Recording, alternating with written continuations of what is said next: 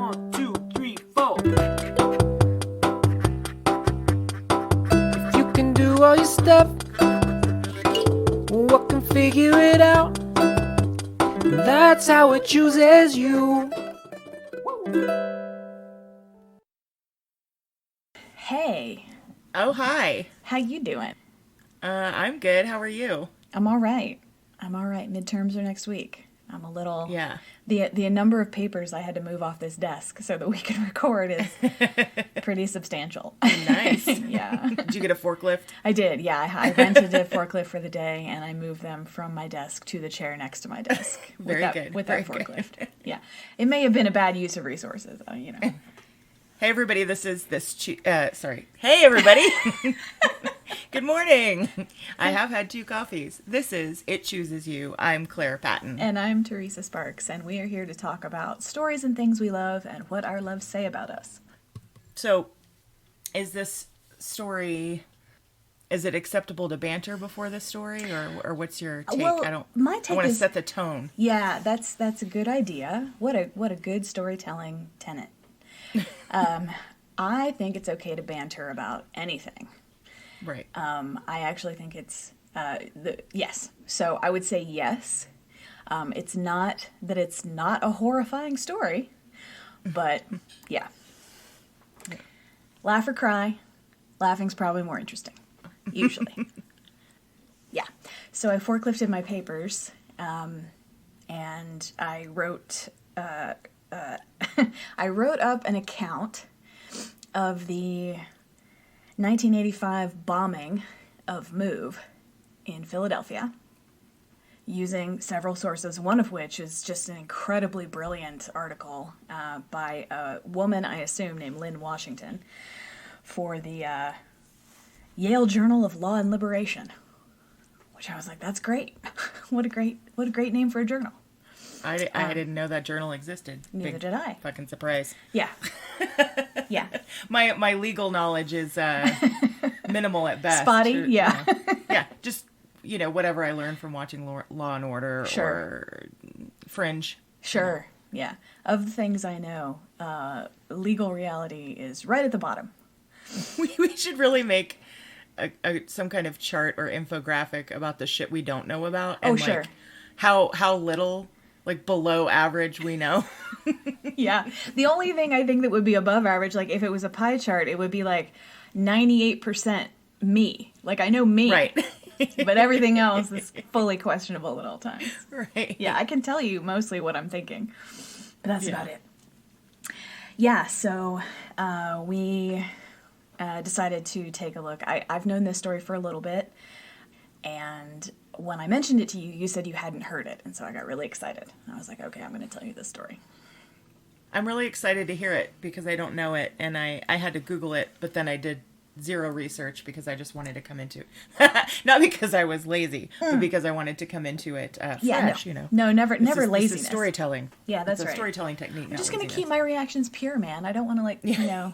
I don't want to contaminate my responses to you by knowing anything. Yeah. I took information for what I'm about to say from an article written for The Guardian by Ed Pilkington, which is a pretty cool name. I also took information from onamove.com, which is the Move organization's website, still functional. I also, as I said, of course, Wikipedia, our best friend, an article in the Yale Journal of Law and Liberation from 1989 called Move, A Double Standard of Justice, ? By Lynn Washington. I'm guessing that answer is yes. Correct. The answer to the question. Yes, the answer to that question is yes. Yeah. So these opening remarks are pretty much directly lifted from Ed Pilkington's article. I have not. This is not a research paper. I'm just stealing this from people. Go and find the originals, please. So on the 13th of May, 1985, Frank Powell, a Philadelphia police officer, was handed an Army-style green satchel containing a bomb made of C4 plastic explosives, of the sort widely deployed in Vietnam.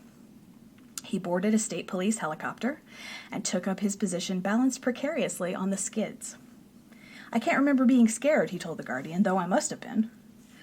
At 5:27 p.m., as the helicopter rose into a crystal clear blue sky, he carried out his orders. Flying over a largely African-American residential neighborhood of West Philadelphia, he lined up his sights, lit the 45-second fuse with a military igniter, and followed his orders. I reached out and dropped it. Perfect. It was going right where it was supposed to go. That act was to lead to one of the great and largely forgotten outrages of modern America.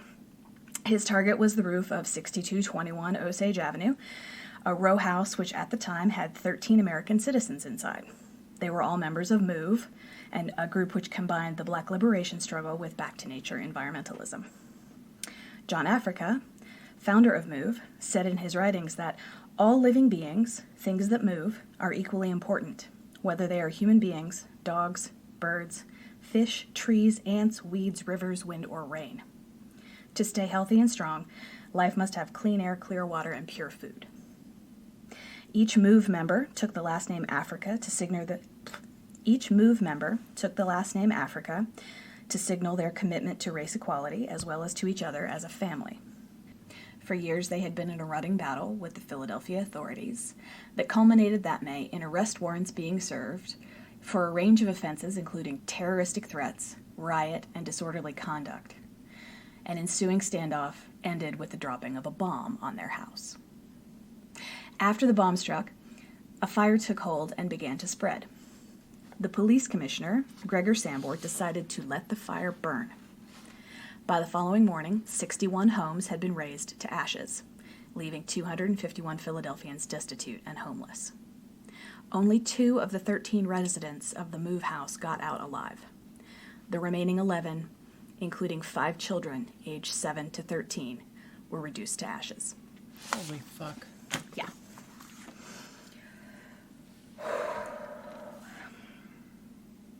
Okay, so some history here. The rampant brutality pervading the Philadelphia Police Department during the 70s was a crucial causative element of MOVE's confrontations with city officials. Police violence, arrests without probable cause, physical assaults, dog attacks in non-threatening situations, and fatal shootings occurred with such frequency they could not be dismissed as rare, isolated instances. In a suit against the Philadelphia Police Department, Federal District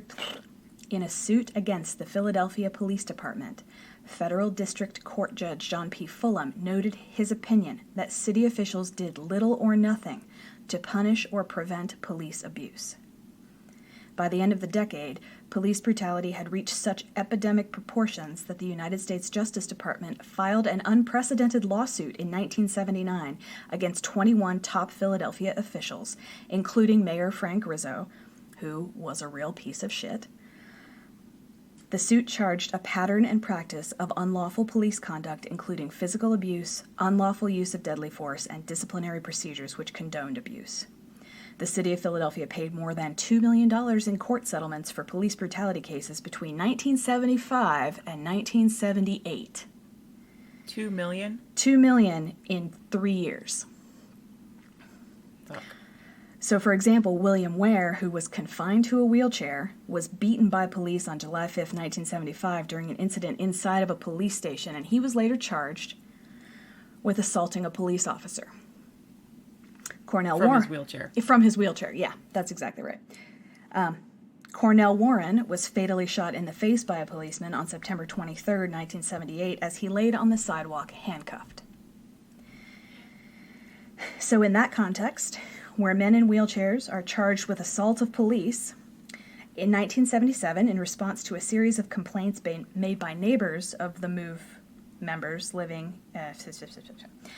So in that context, where men in wheelchairs are charged with assault of police, in 1977, in response to a series of complaints made by neighbors of the MOVE members living at a Powelton Village address at 311 North 33rd Street, the police, under Mayor Frank Rizzo, obtained a court order demanding MOVE members vacate. MOVE members agreed to vacate and surrender their weapons if police released their members who were held in city jails. However, MOVE members ultimately didn't comply with that agreement, and we'll talk more about that later. After that, the city took no further action for almost a year. Then, on August 8th, 1978, police came to a standoff with members of the community who had not left that building. When the police attempted to enter the house, shooting erupted. Philadelphia Police Department officer James Ramp was killed by a shot in the back of the neck. Move said that he was facing the house at the time and denied responsibility for his death, insisting that he was killed by fire from fellow police officers. Eyewitnesses, too, gave accounts suggesting that the shot may have come from the opposite direction to the basement where the Move members were hiding, raising the possibility that Ramp was accidentally felled by police fire. After being tear-gassed and having 4 fire department water cannons blasting them for hours, Move adults came out of the house carrying their children through clouds of tear gas, where they were beaten and arrested. TV cameras filmed the vicious beating of Delbert, Africa, but the police department refused to release the names of the officers involved in that beating to the DA. Finally, after a year, 3 of the 4 police involved in that beating were brought to trial, but despite photographic evidence of their crimes, the trial judge, Stanley Kubacki, refused to let the jury render a verdict and himself acquitted the cops by directed order of acquittal, which was requested neither by the prosecution nor the defense. Shit. So you know that thing where authoritarian regimes accuse you of the things they themselves are doing?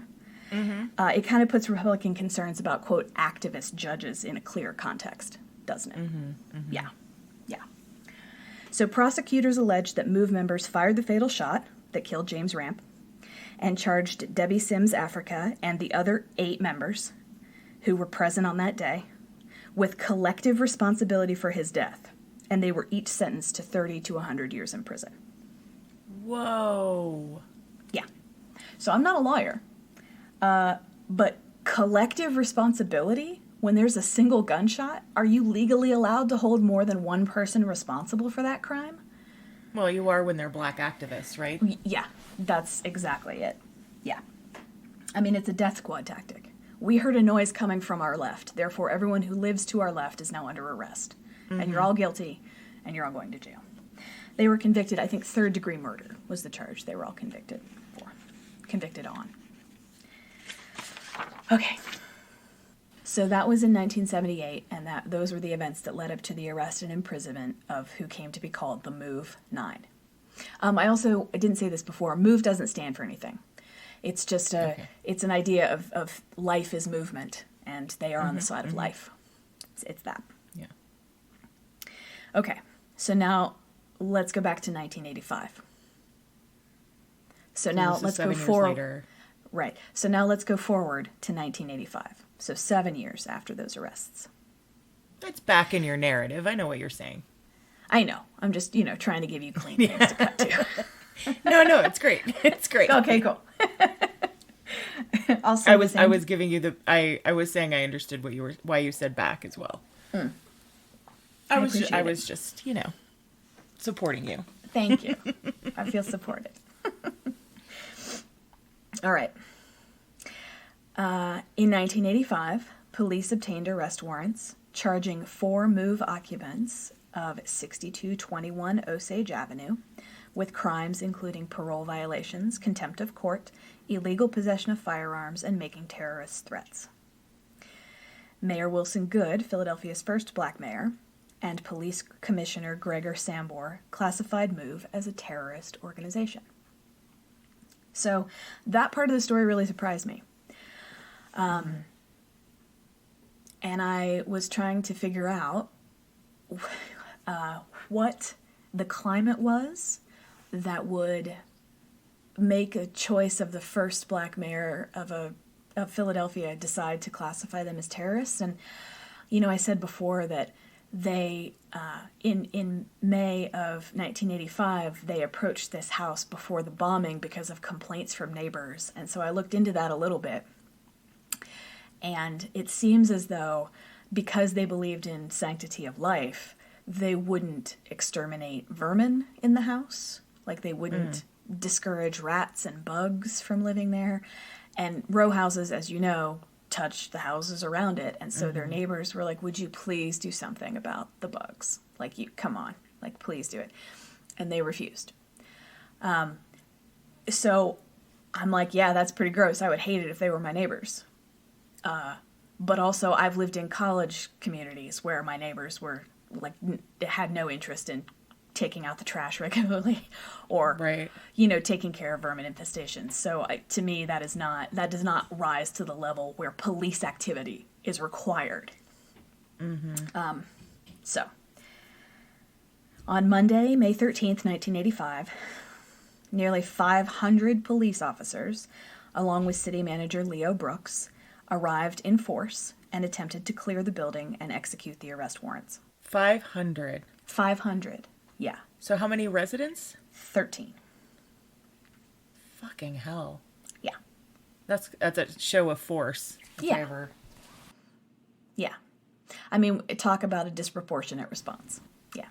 Well, I mean, you cannot have people of African descent who are proudly proclaiming themselves family and who take the surname Africa. Like, that is not allowed in white America. Doesn't matter. Doesn't matter what they're doing. That's not allowed. Nearby houses were evacuated. Water and electricity were shut off in order to force MOVE members out of the house. Police Commissioner Sambor read a long speech addressed to MOVE members that started with, "Attention, MOVE. This is America. You have to abide by the laws of the United States." When MOVE members did not respond, the police decided to forcibly remove the 13 members from the house. So, imagine this. 500 police officers, the city manager, the police commissioner. And I imagine him, like, standing on the hood of a cop car. Or, I mean, did they have military? Was it a tank? I haven't seen footage. With a bullhorn, giving a speech about why what they're doing is correct. Like, like that verbal justification to all the neighbors. This is why this is happening, and it's all your fault, right? Ugh. Okay. There was an armed standoff with the police, who lobbed tear gas canisters at the building.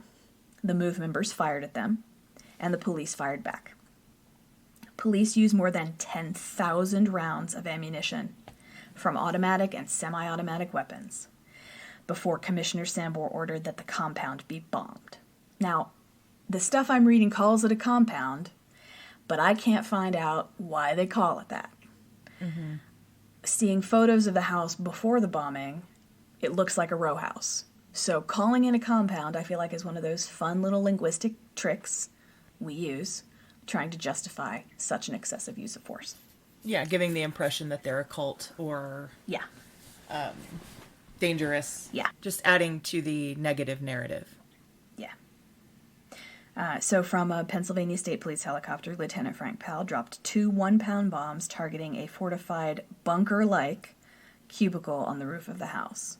Again, why they're calling it a bunker, I don't know.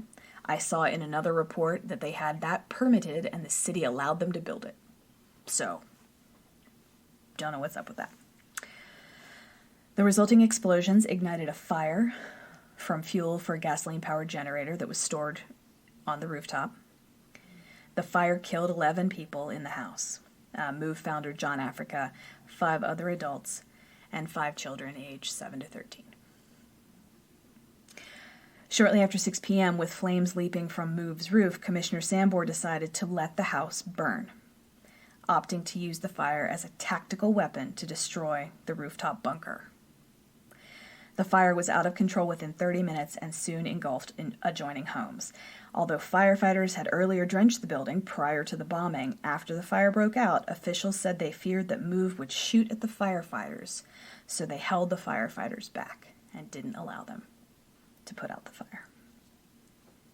MOVE members who attempted to flee the raging inferno were driven back inside the burning building by police gunfire. That is horrifying. Yeah. That is so... Let's just take a minute there because... Yeah. You want them out. I mean, this is fucking strange tactics, but you want them out. That's what you're saying. Yeah. And they come out and you drive them back in. Attempting to murder them. Yeah. Buckshot pellets were found inside the body of one of the children, found in the rubble. And because the children were in the basement throughout the entire day to protect them, it seems inconceivable that buckshot pellets could have been fired into one child's body while she was in the basement of the house. So they tried to escape and were driven back into the house by gunfire. Mayor Good later testified at a 1996 trial that he had ordered the fire to be put out after the bunker was burned. Sambor said he received the order, but the fire commissioner testified that he did not receive the order. One child and one MOVE adult managed to escape the inferno and were taken into police custody. Both were badly burned. The blaze eventually destroyed 61 homes on Osage Avenue and adjacent Pine Street, displacing over 250 people. On the morning of May 14th, the charred remains of 5 children and 6 adults were removed from the smoldering ruins of 6221 Osage Avenue. Only 3 of the 6 dead adults and none of the children were named in the arrest warrants. You know, we can agree or disagree with the political positions and activities of MOVE members, but I think we all agree that killing a house full of people in order to serve a warrant or to act on a warrant is completely unjustified in any circumstances. They murdered 13 people to arrest 3. Mm-hmm. Yeah. So, Philadelphia was stunned by the events of May 13th, 1985. Many residents saw the assault as another example of police brutality.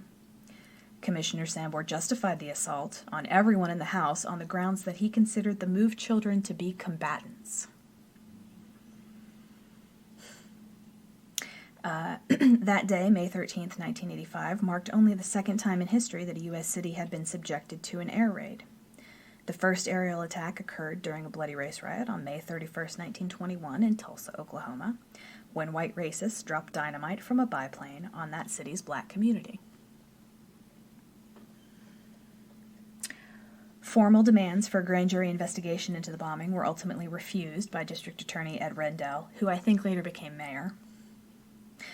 3 weeks after the confrontation, Mayor Good appointed the Philadelphia Special Investigation Commission, PSIC, an 11-member panel composed of community and corporate leaders, respected members of the clergy, renowned prosecutors, a former top FBI official, and a retired state Supreme Court justice to look into the events of the day.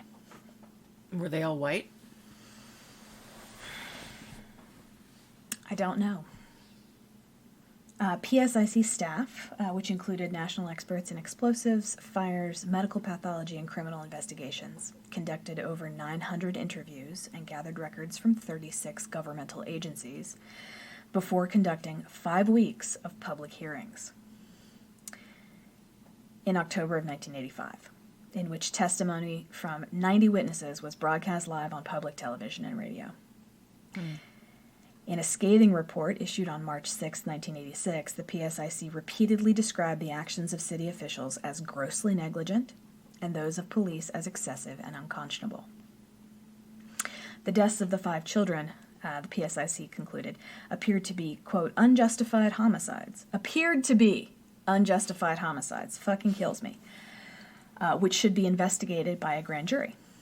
However, when the grand jury was finally belatedly convened to investigate, it found no applicable law by which city officials or members of the Philly Police Department or Philly FBI office could be charged. Quote, there are no laws against stupidity, incompetence, and neglect of government duties. Right? Right? Oh, it's just a mistake. It's just a mistake. It's just, oh man, you know, boy, they're really stupid. They handled that poorly. But not their fault. Ultimately not their fault. Yeah, I'd just like to take a moment to point out that incompetence and evil are 2 completely different things. Mm-hmm. Well, and also, they're willing to charge the MOVE 9 as a group for the actions that, you know, but they're unwilling to be charged as a group themselves. Mm-hmm. They're unwilling to take responsibility. And this is what this article argues, is that the law is applied very differently to police than it is to members of black activist groups and black communities. Louise James Africa, John Africa's sister, said in response to the grand jury report, to know that a house is inhabited by men, women, and babies and make a conscious decision to let the fire burn is a crime. Yes. While failing to indict, The grand jury stressed that it strains credibility to suggest that Sambor, who had 2 decades of law enforcement experience, didn't know that dropping a bomb on a house containing children and allowing the fire to burn were reckless acts, and that it was not exonerating those men responsible for the disaster. Rather than a vindication of those officials, this report should stand, they said, as a permanent record of their morally reprehensible behavior. So, great. They've gotten an official finger shaken in their face. Mm-hmm. No one was charged. Right, of course not. Attorney William H. Brown, who chaired the PSIC, charged D.A. Ronald Castile with using a double standard of justice after he suggested that criminal prosecutions were not proper in this case, despite contradictory testimony of dubious credibility from top city officials and instances of outright perjury by police officers. The grand jury determined that not only had various police officers committed perjury, but they had engaged in a conspiracy to cover up their lies. According to the grand jury, the, quote, infantile deception engaged in by these officers after May 13th is a petty detail. But thankfully, Philly U.S. Attorney David Marston stated that the failure to bring perjury charges against those officers was a startling conclusion and one of the grand jury's central failures. Lying to a grand jury has always been known as perjury, he said, and the conviction of low-level figures on perjury charges has been the fundamental technique in every successful probe of crimes by public officials from Teapot Dome to Watergate. Big crimes are solved by working up the ladder of smaller crimes, and if smaller crimes are dismissed as petty details, it is axiomatic that the major crimes will never be solved. And that's the point. That's the point. It's not like the people involved in this don't understand how that works. Right. Right. It's a lack of accountability, and they're, I mean, to say the very least, taking advantage of that. Yeah, lack of accountability and an awareness that this goes all the way to the top, right? And so if we're going to chase it all the way, we are laying the groundwork for a fundamental change of society. This is how I would phrase it. We're laying the groundwork for a fundamental change of society that disadvantages my group. Mm-hmm. The grand jury confirmed the belief of many that in Philadelphia there are 2 standards of justice, one for poor and minority, and another for those who are white and economically more secure. Brown stated in an op-ed article for the Philadelphia Inquirer there was more than sufficient evidence to warrant indictments arising from the dropping of the bomb, allowing the fire to burn, and permitting police to use exotic military weapons, which showed little if any concern for the safety of the children. I am ashamed to be a part of a legal system that treats the loss of life so cavalierly. Only 2 people have been convicted on charges arising from the May 13th confrontation. The lone surviving MOVE member who was in the house that day, Ramona Africa, was convicted of riot and conspiracy charges. She was convicted of conspiracy charges, but the police who actually conspired were not, right? Here we go. Right. Yeah. And a black developer, Ernest Edwards Jr., was convicted of stealing $137,000 from his contract to rebuild the 61 homes that were destroyed in the blaze. The lack of police convictions deeply disturbed many Philadelphians, echoing a sentiment frequently expressed in local talk radio shows and in personal conversations. Pulitzer Prize-winning Philadelphia Inquirer associate editor Asel Moore wrote, "It is ironic that our criminal justice system could easily indict and successfully prosecute a person for stealing $137,000 in connection with rebuilding the destroyed homes, but could not indict any public official or find anyone else guilty for creating the catastrophe that took 11 lives, including those of 6 children, and destroyed so many homes." Mm-hmm. Yeah. Lynn Washington finds that while MOVE members were not the guiltless victims they claimed to be, necessarily, they correctly criticized the double standards constraining equality in America's law enforcement and judicial apparatus. The MOVE organization is saying there's nothing more disruptive, abusive, or profane than a system that blesses upper-class whites with a crown and poor whites, blacks, and Puerto Ricans with a blackjack. Racism is an aspect of the double standard of justice, and the PSIC found racism to be operative in the 1985 confrontation.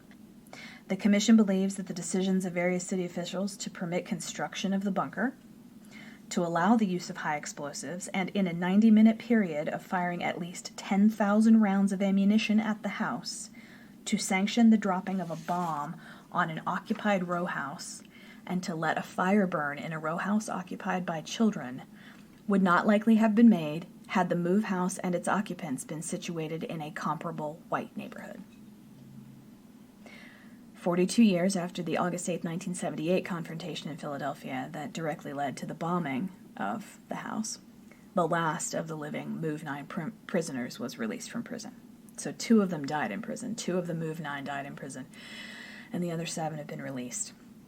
The last one in February of this year, February of 2020. So I want to close with, this is what John Africa says about being a revolutionary. Revolution starts with the individual. It starts with a person making a personal commitment to do what's right. You can't turn someone into a revolutionary by making them chant slogans or wave guns. Revolution is not imposed upon another. It is kindled within them. Revolution is not a philosophy. It is an activity. And that is a very quick, incomplete version of the story. Yeah. Wow. Yeah. I feel like I blew through that at lightning pace. So I don't know if... I mean, so much of it is like it's a historical report, and I don't have... I have a lot of outrage, but I don't... I think that anything I want to add, I would want to know more before I said it, but I think it's safe to say that obviously the things that we're seeing in police departments now have roots that go back, I mean, they have roots that go back 400 years, but even in the particular flavor that we're seeing them in, they go back at least 40, 50, 60. And, yeah, it's not a new thing. I feel sometimes like the world, you know, this is why I want to laugh. Here it is. This is why I want to laugh so often, even though it's not funny. It's horrifying. You know how I said before that a joke is 2 stories, and you think you're in one, and then you hop to the other? Yeah. I think that's exactly what's happening for a lot of white people, myself included. Yeah. We thought we were in one story, and now we have so clearly hopped to the other, and it's like, holy shit. Oh my, you know, this is the story I'm actually in. Yeah. Right. And one thing that struck me is I'm going to be that white woman that's like, I've never heard this story, right? But I haven't. And I was thinking about Howard Zinn's People's History of the United States. Zinn. Howard Zinn, excuse me. Howard Zinn's People's History of the United States. I couldn't finish it because it was so painful. And I think it's really important that we tell these stories and that we listen to these stories right now. But I also want to acknowledge that it's incredibly hard. Yeah. Yeah, that's true. As you said, these are tragic and horrifying events. Yeah. I mean, the murder of a child is a tragedy. I feel like tragedy implies some sort of external fate-driven impetus in a way that I don't know if actually applies. I think this is...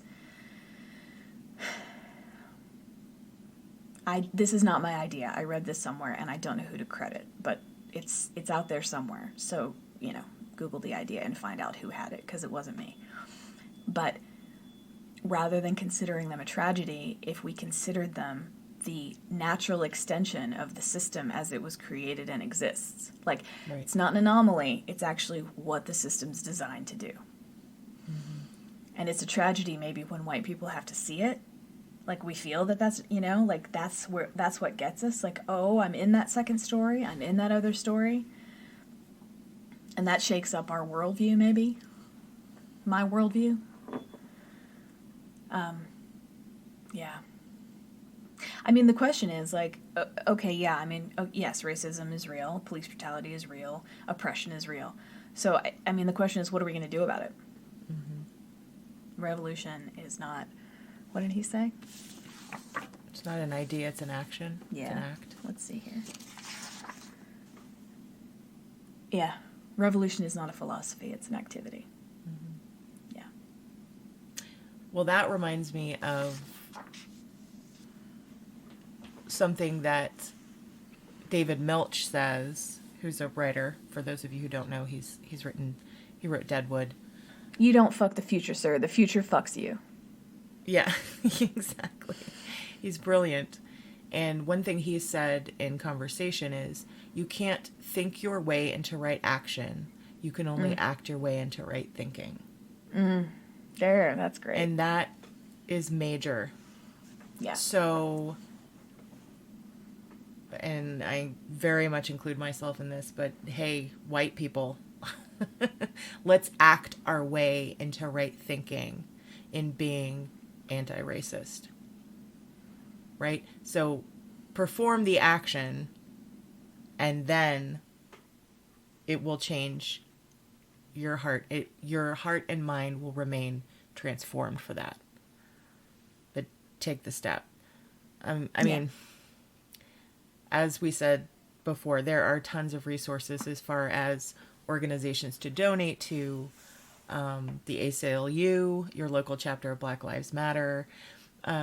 The other thing I've been thinking about is find something what is your hobby or your passion that you can then support minorities in that. So I've been doing a lot of research on Black agriculture and farmers and how little land they actually own. You know that book, Farming While Black? No. Yeah, I have a book I can loan you. It's called Farming While Black. It's great. Yeah. Teresa's Revolutionary Library is open. Wonderfully, I went to buy a bunch of books and I can't actually get any of them because they're just flying off the shelves, which, as they should be. This is great. I actually tried to look into any Black farming organizations or Black farms here in Colorado that I could support, and I wasn't able to find any. So if anyone has a lead, itchoosesyoupodcast@gmail.com. Email us if you have any ideas of farms or agriculture groups for African Americans in Colorado. Yeah, I think Grow House in Denver is in Elyria, Swansea, and it's a hydroponic urban farm. I remember reading something about that Grow House, Haus in Denver. Okay. Yeah. Yeah, and starting like here in our county, there have been a couple of instances of incredibly questionable police conduct, and it requires a large amount of community pressure to get them to even investigate, and a lot of money, therefore, because lawyers are involved. And if we are lucky enough to have the incident or the officer investigated because of something that happens, even if they're fired from this police department, they can go and work for another police department. And I am really thinking about, I need to read more, and I need to read people who know more than I do. But I'm thinking about how ridiculous it is that if you're suspected or convicted, if it is agreed that you used excessive force or that your implicit biases directly impacted your approach to a situation, it seems ridiculous to me that you can then go and just be a police officer somewhere else. Mm-hmm. Like, why aren't there standards of conduct for police that are adhered to? Why aren't standards of conduct for police adhered to? And if they are, why don't those standards of conduct include things like, hey, are you a racist piece of shit? Like, can you identify your own locations of privilege? Have you read all of the, I think a lot of police departments, I have heard that this is true, that the police academy entrance exam won't accept you if you do too well. Like, you can't be too smart and be a police officer. They're, like, legit looking for people who are not really interested in critical thinking, which seems like a big problem to me. Seems like a really big problem, but sorry. I totally talked over you. I'm sorry. The other thing I wanted to mention that I've been thinking about is I here in our county, I actually just got my primary ballot yesterday. Me too. It's due at the end of the month.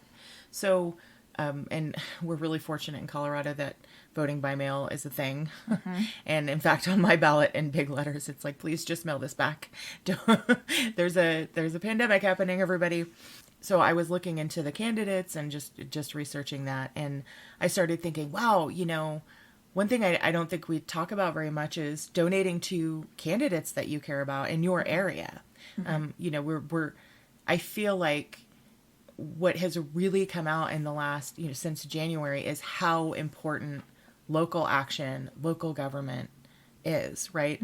Throughout the pandemic, we've been looking to governors and mayors because we have a lack of federal leadership. And so I think about contributing financially, if you can, to candidates that you would like to see on the ballot, or if they are on the ballot, see them win, because that's another way that we're going to enact change locally. And I'll add on to that and say that in my experience, local and up to county candidates, if you email them to ask their position, someone on their staff will write you back. I mean, they're much more accessible in terms of having a real conversation about these things than state and federal level positions tend to be. And shit, if you can and you have the inclination and you're comfortable with the getting out there, go volunteer as well if you can, or if that's easier for you than contributing financially, like. Yeah, I mean, and it goes back to what we said. Oh, we haven't said it yet because we haven't released that episode yet. But it goes back to this idea that, white people don't tend to be impacted by these things to the extent that other communities are. But put skin in the game for yourself. Put your money where your mouth is. Like your time, your energy, whether that energy is in time or money or whatever it is, like actually put energy into it. Act your way into right thinking. Act your way into right thinking. Yeah, that's right. And, just so we're clear, neither Claire or I think this podcast is the thing we're doing to help. This podcast is a conversation that we want to have publicly, but it's not even, in my mind, it's not even a part of the thing we're doing to help. I completely agree with that. It's, This is entirely our interest and, creative work, and it's not what we're doing to hold police departments accountable. What were you telling me yesterday? You started laughing so hard. We were talking on the phone, and I was like, I haven't looked at the, midterms. I haven't looked at the news for a few days or for a little bit. And I'm like, tell me what's going on, Claire, because I know that you're really you're on the news and you keep up. And I check it once a day now, I will say, because I had a full-on panic, like a week, as you know. I had a week of anxiety attacks related to the news and whatever. That's my white guilt and white emotion. But it's also a thing that happened during the pandemic where I consume too much news and social media. I think this happens for a lot of us. And it just puts me in a constant state of anxiety and also addictive behavior of needing that jolt of anger or fear. And so I've way tapered back and I'm checking once a day, which is enough. So sorry, go ahead. No. That's all great. Yeah. But you said, the only other thing you need to know, Teresa, is that the police in Seattle have actually vacated the precinct and the community has taken over the building. And I was like, are you kidding? Oh my gosh, it's amazing. Yeah. It's called the Capitol Hill Autonomous Zone. So it's on 12th and Pine in Seattle. And they call it CHAZ for short, Capitol Hill Autonomous Zone. And let's see. It was formerly known as 12th and Pine. So the police fled the precinct, and the funny thing is that no one has talked about why the police fled. And it just made me laugh. Wait, you guys, that's the interesting part of it's an interesting story anyway, but the crux of it is wait, why did they flee? What happened? Because it doesn't appear that it was violent or, but the police have said they're going to come back to their precinct eventually, but clearly they need to sit down with the community and address their concerns first. I just really liked this idea of the police just, and only somewhere like Seattle, right? Would they just go like, I think we're gonna, we're gonna go. We'll see you guys in a couple months. Let me just see if there's anything. Capitol Hill, if I'm not, I've been to Seattle a couple times. I think it's actually the University District, right? It's the University of Washington is in Capitol Hill. I'm not 100% sure, but I have been to that neighborhood. Yeah, I don't know. I do want to look into it. I want to read about it. Our local elections are coming, and I need to. It's like when I sent you that screenshot, like when Amazon.com has a Black Lives Matter banner up, it's like, okay, so that's on the one hand great, and then on the other, but what are we actually going to do about it? What are we actually going to do about it? And I did a small amount of reading about sort of specific ways that reparations are in fact being paid, whether to individuals or indirectly to community groups or whatever, with free college tuition for institutions that directly benefited from slavery, things like that.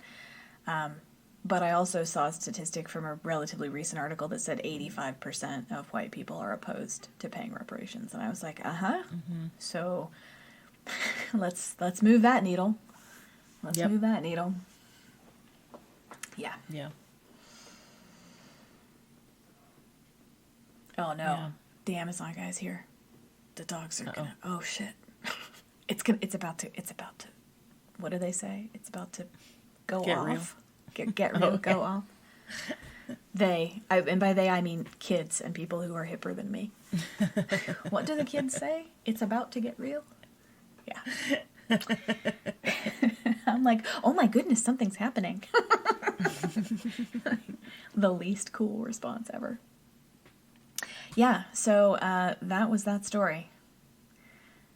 Well, this is why I say it's important to look at these difficult stories, is because I want to say thank you for telling me that, but thank you for telling me that, Yeah, and I hear what you're saying about people's history. I mean, that was a big part of my college experience was sort of working through that book and a bunch of Noam Chomsky, and really sort of looking at structures in a particular way and our history in a particular way. And I totally hear what you're saying. Like, it's painful. And I'm not trying to minimize the pain of, white people reading about those things, but I just want to very gently remind us that our pain at learning about them is not as severe as the pain of the people who live through them and are currently living through them. And so maybe we can embrace our own discomfort in that way. And maybe that's another thing we can do, is embrace our own discomfort and be willing to be uncomfortable for an extended period of time. So I have a question on that, actually. If you read about those stories, on the one hand, you have an emotional response to it, and on the other hand, you say, okay, this is part of our history, and it's ongoing, and it's just more evidence of a white supremacist system. How do you look at that, not give into your white guilt, but at the same time not lose your sense of empathy? Do you know what I mean? Like, you're reading about human beings who were murdered by the very forces put in place under the guise of protecting them, right? I might say that a little differently. Okay. I might say we are reading about people being murdered by a system that directly benefits us. And that whatever is good about our condition now is predicated on the oppression and murder of people of color. That's kind of, but I hear what you're saying, and that the distinction between empathy and guilt is good. And I actually think Brene Brown is relevant here. And she talks about the difference between guilt and shame. Guilt is about things you do, and shame is about who you are. And I'm interested in pursuing the idea that white people should actually feel shame, because it's very easy to argue yourself out of feeling guilt if you have not done any overt acts of meanness, right? Which is, I think, how Peggy McIntosh talks about it. If you haven't done any overt acts of meanness, you don't have anything to feel guilty for necessarily, because it's very difficult to feel guilt over a lack of action. And I think maybe it's our lack of action that is the verbal part of this, and the place where we might feel guilt. But I think, Brene Brown says shame is never a useful emotion. And I'm not encouraging white people to walk around feeling shamed. And if the good things about my life are predicated on the murder of people of color, maybe shame is appropriate. And maybe figuring out how to work through that using actions, by acting our way to right thinking, maybe that is an appropriate avenue. Maybe that's what we should be doing. Mm-hmm. I don't know for sure. Did I understand you? I guess I'm really just asking about desensitization. Well, from a perspective of training dogs, a really great way to desensitize yourself to something is to flood yourself with it. So if you do exactly what you're doing, actually, if you look at the news all the time and all of that, now it can be overwhelming and you can start to shut down, right?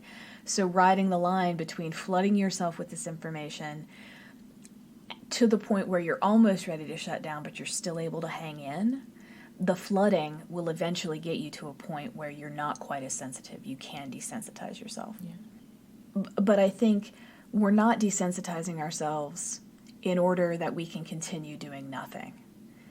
If we do pursue that avenue, we do it in the hope that, having desensitized ourselves from the discomfort that comes at recognizing our whiteness, we can then act we can act appropriately using less energy in the freak out and more energy in the action. Right. You know? Right. Does that make sense? It's like to clean it up. Like, yeah. How do I not act out of guilt? How do I not? Well, acting out of guilt's fine. Whether you're acting out of guilt or shame or joy or whatever, as long as you're acting. Like, the root of it is your personal business. Yeah. And this connects to the idea that intention is always less important than impact. Mm-hmm. And you and I want to talk about our intention, because that's sort of what this podcast is and what our relationship is, and it's relevant to us as people for sure. But the impact is what we need to move to. The impact is what needs to happen. Plead of truth. Plead of truth. Claire and I think we might have said this before, but Claire had a teacher of clowning, a clown teacher, a teacher of clowning, who was an Italian man who wore pleated khakis, which always made me laugh, because people who wear pleated khakis, that just makes me laugh. Please don't do that. Just stop wearing pleated khakis.